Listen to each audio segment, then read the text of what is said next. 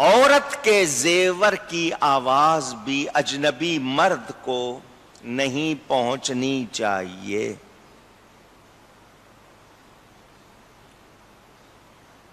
اگر وہ خود پہنچا رہی ہے تو مجرم ہے. اجنبی مرد کو نہیں سننی چاہیے، لیکن عورت خود پہنچا رہی ہے تو پھر کیا حکم ہوگا؟ اب زیور پہنا ہوا ہے، زیور سے پیدا ہونے والی آواز اجنبی کو نہیں پہنچنی چاہیے، تو عورت کی اپنی آواز کا پھر کیا مطلب؟ سمجھنا آسان کہ جب اس زیور کی آواز نہیں جانی چاہیے تو عورت کی اپنی آواز بھی نہیں جانی چاہیے. عورت کا گانا، آواز کے ساتھ گانا، لاؤڈ اسپیکر کے ساتھ ہو یا لاؤڈ اسپیکر کے بغیر ہو، مردوں کو سنانا حرام ہے. کیا ہے؟ آواز. میں شریعت بیان کر رہا ہوں، آپ عمل کرتے ہیں نہیں کرتے وہ آپ جانیں، مگر شریعت نے بتا دیا کہ یہ کیا ہے؟ حرام. بجنے والا زیور اول تو پہننا ہی نہیں چاہیے، اور پہن لے تو اتنا آہستہ چلے کہ اس کی آواز پیدا نہ ہو. اور خود بھی ٹھمکے لگانا یا اس چال سے چلنا کہ جسم کے حصے نمایاں ہوں یا آواز بنے، اس کی اجازت اونچی کہیے نہیں. نبی پاک صلی اللہ علیہ وسلم کا ارشاد اس قوم کی دعا قبول نہیں فرماتا اللہ جن کی عورتیں جھانجھن پہنتی ہیں.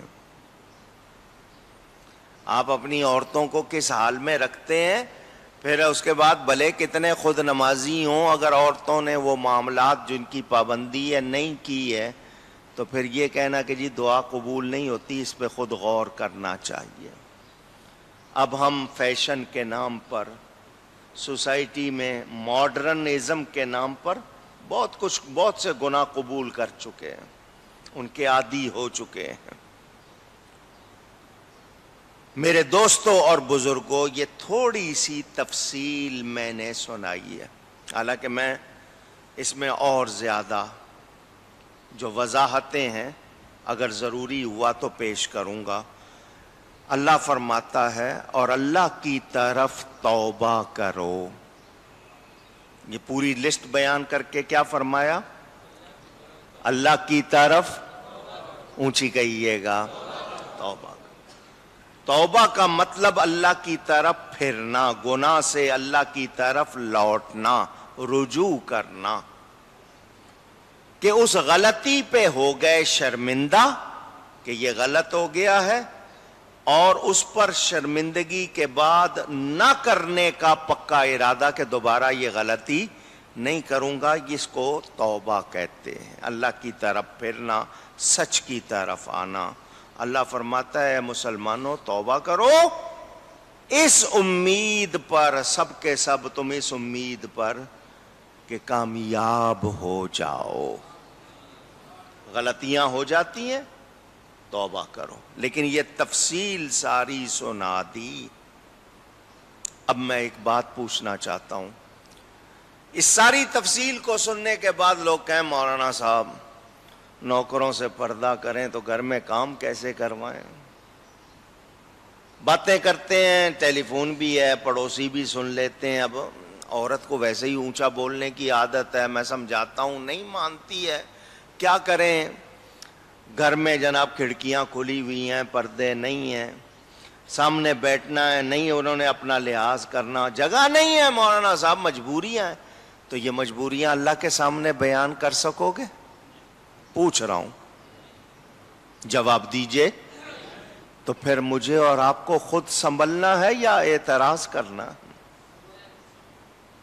آج ہم نے اپنے آپ کو وہاں تک پہنچا دیا ہے کہ ہم نے گویا اپنے لیے واپسی کا راستہ نہیں رکھا، مگر قرآن نے واضح بتا دیا، نبی پاک صلی اللہ علیہ وسلم نے تفصیل سنا دی، اس کے باوجود ہم کہیں کہ نہیں جی مجبوری ہے جی مولانا صاحب، ہو ہی نہیں سکتا، گزارا نہیں ہو سکتا، کیا کریں؟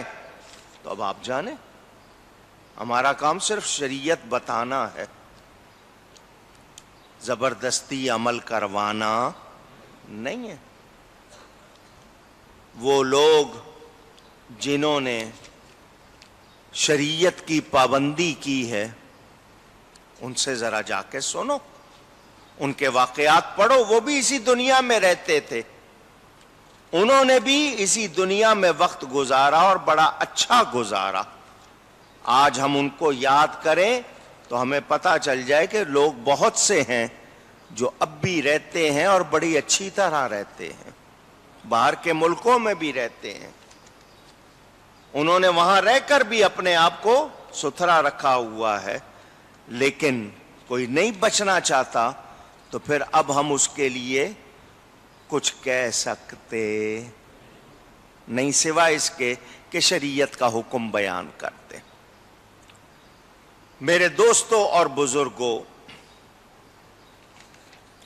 قرآن نے واضح طور پر کہا کہ آنکھ شیطان کا تیر ہے۔ یہ لفظ دہرائیں آپ، آنکھ، ایک بار اور، کیوں کہلوایا؟ انسان کے جسم میں شیطان کا سب سے بڑا تیر انسان کی آنکھ ہے، باقی تمام حواس، ہاتھ اپنی جگہ، کندھے اپنی جگہ، پیٹ اپنی جگہ، گھٹنے اپنی جگہ، پاؤں اپنی جگہ، کوئی چیز آپ کو خود سے نہیں چھو جاتی، ان کو آپ کو ہلانا پڑتا، کرنا۔ آنکھ یہ دور و نزدیک دیکھتی، گھومتی، حرکت کرتی ہے، اسی کی وجہ سے انسان بہت سی غلطیوں کا شکار ہو جاتا۔ چھوٹی سی ہے، سفیدی کے بعد وہ جو آنکھ کا ڈھیلا ہے کالا سا، اس میں سے جو حصہ دیکھنے والا بہت چھوٹا سا ہے، پورے آسمان کو دیکھ لیتا ہے نہیں دیکھ لیتا، پورے سمندر کو دیکھ لیتا ہے یا نہیں، چھوٹی سی چیز ہے۔ اب اتنی سی چیز کی ہم حفاظت نہیں کر سکیں گے تو پورا جسم کیسے بچائیں گے؟ اور اس کی حفاظت کر لیں پورا جسم بچ جاتا ہے اگر غور کرے۔ یہ جملہ آفات جو انسان کو پہنچتی ہیں طرح طرح کی، اسی آنکھ، یہ جو توبہ شکن توبہ توڑنے والی آنکھ ہے نا، اسی سے پہنچتی ہے، یہی اس کی بنیاد۔ جیسے موتی کو سیپ میں چھپا کے رکھا جاتا ہے، اسی طرح آنکھ کو پلکوں میں چھپا کے رکھ، پتلیوں میں چھپا کے رکھ، تاکہ یہ آفتوں کا سبب نہ بنے۔ میرے دوستوں اور بزرگوں،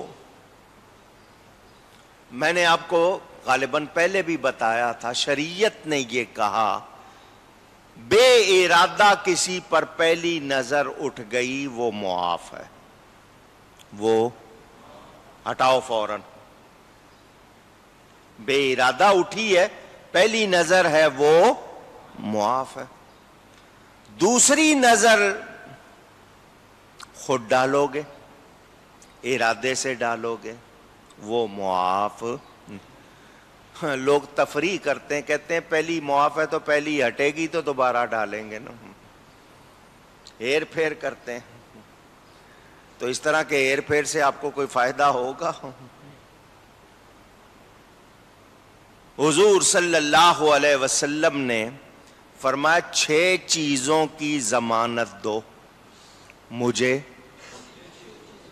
اونچی، ذرا پھر کہیے گا، 6 چیزوں کی ضمانت دو، میں تمہیں جنت کی ضمانت دوں گا۔ اللہ اکبر،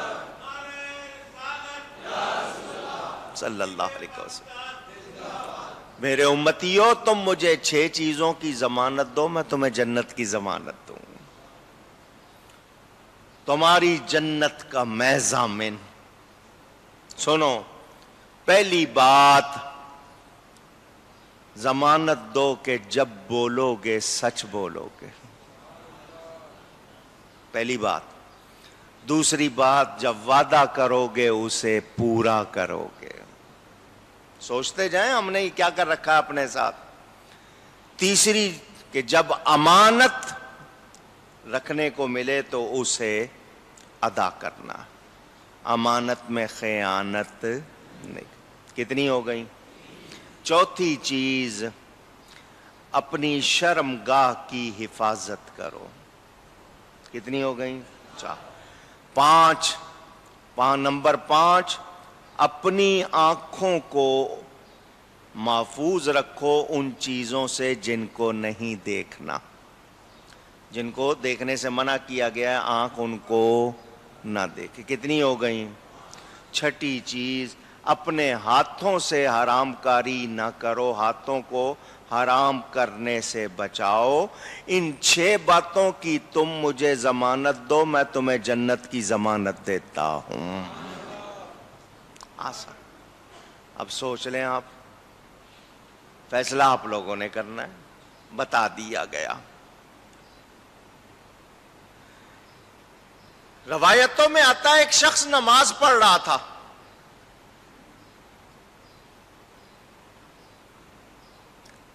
آگے سے ایک عورت گزری، خوبصورت جوان تھی، اس کی ایسے ہی نظر پڑی، اس نے ہٹائی نہیں، بلکہ کہنا چاہیے جس طرح میں لفظ پتہ نہیں صحیح ہے، اس پہ ٹکا لی نظر کہ جب تک وہ نظر آتی رہی اس کو دیکھتا رہا۔ یہ میں نے ایک آیت سنائی ہے، واقعہ گزرا، نماز بھول گیا، اس کو دیکھتا رہا، صرف اسی وجہ سے پکڑ ہو گئی اور اندھا ہو گیا۔ ہمیں نہیں پتا کہ کس وقت، کب، کہاں، کیسے پکڑ ہو جائے گی، بچنا چاہیے۔ ظاہر کے ہوں باطن کے ہوں، انسان اپنے آپ کو پاکیزہ رکھنا چاہے۔ آپ اپنے بستر کو، کمرے کو، گھر کو صاف رکھنا چاہتے ہیں تو رکھتے ہیں یا نہیں؟ رکھنا چاہیں تو دانتوں کو صاف رکھنا ہے، ناخنوں کو صاف رکھنا ہے، ہاتھوں کو صاف رکھنا ہے، جراثیم نہ لگ جائیں۔ اسی طرح حواس ہیں، اسی طرح مزاج ہے، اسی طرح گفتگو ہے، اسی طرح کردار ہے، اس کو بھی صاف رکھنا ہے۔ یہ ہمیں کوشش کرنی، اونچی کہیے گا۔ اب